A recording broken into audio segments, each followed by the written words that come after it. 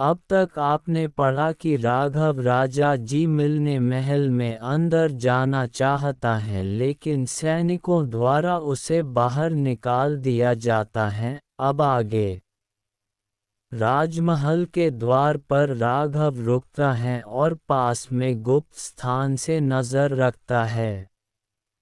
राघव सैनिकों के आने जाने पर नजर रखा हुआ था। शाम का समय होता जा रहा था और उसे कहीं से भी जाने का रास्ता नहीं मिल रहा था। तभी उसके दिमाग में एक अंदर जाने का विचार आता है। सूर्य अस्त होने को था। सुनहरी किरणें विशाल राजमहल की ऊंची ऊंची प्राचीरों से टकराकर ऐसे चमक रही थी मानो स्वयं समय भी इस महल के सामने ठहर गया हो। पत्थरों से बना वह महल केवल ईंट पत्थर नहीं था, वह इतिहास था, राजा रणबीर की शौर्य गाथा का जीवित प्रमाण। राघव महल के मुख्य द्वार पर आकर रुका। उसका वस्त्र साधारण था, धूल से सना, पर आंखों में जो तेज था वह किसी राजकुमार से कम नहीं। उसकी पीठ पर वह रहस्यमय थैला था जिसमें उसका अतीत भी छिपा था और भविष्य भी। द्वार पर खड़े दो विशालकाय सैनिकों ने भाले आगे कर दिए। रुक जाओ, एक सैनिक की आवाज में कठोरता थी। ये राजमहल है, बिना आज्ञा कोई भीतर नहीं जा सकता। राघव ने शांति से सिर झुकाकर कहा, मैं राजा से भेंट करना चाहता हूँ। सैनिक हंस पड़ा, राजा से? और तुम? उसने राघव को ऊपर से नीचे तक देखा। कपड़ों से तो तुम किसी व्यापारी के सहायक लगते हो। जाओ यहाँ से। राघव की आंखें पल भर के लिए बंद हुईं।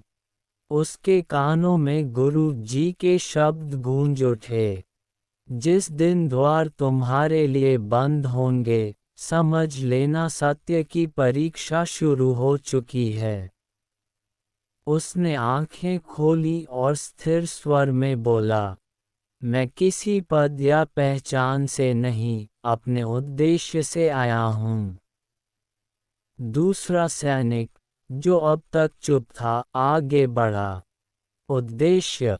यहाँ उद्देश्य लेकर केवल वे आते हैं जिनका नाम पहले से लिखा होता है। राघव ने धीरे से कहा, मेरा नाम लिखा है, पर स्याही से नहीं, रक्त से। ये सुनकर दोनों सैनिक चौंक गए। असभ्य बातें मत करो। पहले सैनिक ने भाले का सिर जमीन पर पटका। अंतिम चेतावनी है, यहाँ से चले जाओ। राघव ने पीछे मुड़कर राजमहल को देखा। उसकी दीवारों के पार उसे कुछ महसूस हो रहा था, जैसे पत्थर उसे पहचानते हों, जैसे हवाएं उसका नाम फुसफुसा रही हों। वह एक कदम आगे बढ़ा। तभी अचानक धड़ाम, आकाश में बादल गरजे, तेज हवा चली और महल के ऊपर लगे ध्वज एक साथ लहरा उठे।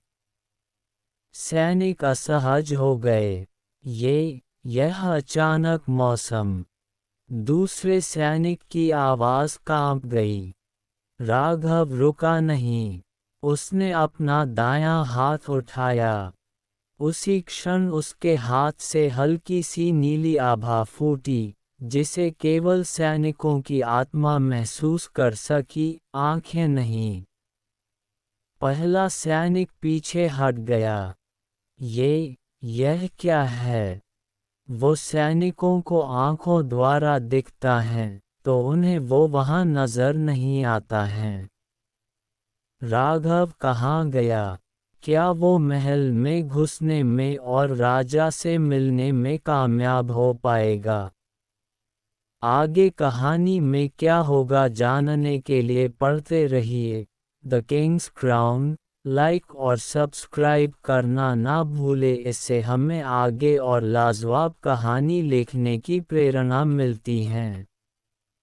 आप कहां से इस कहानी को सुन रहे हैं बताएं हमें कमेंट बॉक्स में, और कहानी को आगे शेयर भी करें। कमेंट बॉक्स में एक हाइप का ऑप्शन भी आता है, उसको भी क्लिक करें। सभी कहानियों को लाइक और शेयर करें।